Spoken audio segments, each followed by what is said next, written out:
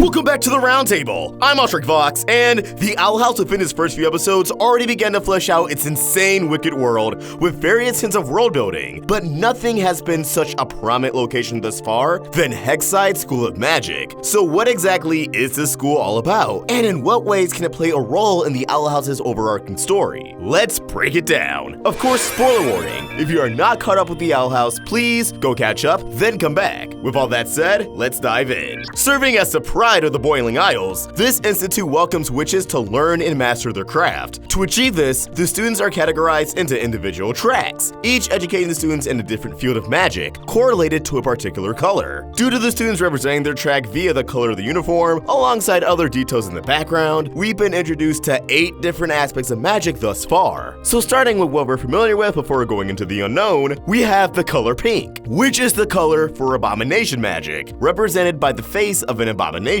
This was the primary focus of the 3rd episode, with Amity Blight and Willow participating in this track, animating their own abominations to life, although Willow did pass off Luce as her abomination, which by the end, horribly backfired. Abomination magic also seems to be a highly respected track. The AP classes of Hexside, if you will. And I imagine that's because producing a life form will ultimately triumph any field of magic, especially if you could imbue other fields of magic into it. I also noticed that the abomination teacher scolded the first presented abomination for too many toes in unexpected places. It reminded me of the first episode's message of it being okay to be weird, but that is something that's often repressed by society. So that, alongside the Conformatorium, indicates that the rules of going outside the norm is enforced at Hexside and in general across the demon realm. Ida's meltdown over Luce's attendance and her horrific reaction to the various classes also backs this up, especially since Ida's reactions were all 2 things that can be perceived as conforming to the norm. But moving on, we have the color green, which correlates to plant magic, represented by a vase. Willow switches over to this track at the end of the 3rd episode after her impressive display to save the school, impressing Principal Bump. Now we're not sure what plant magic will fully entail yet, but I imagine it'll be pretty straightforward, Poison Ivy-esque, bringing plants to life and controlling their every move. Who knows, maybe they'll even go into Steven Universe territory, having watermelons and cactuses come to life.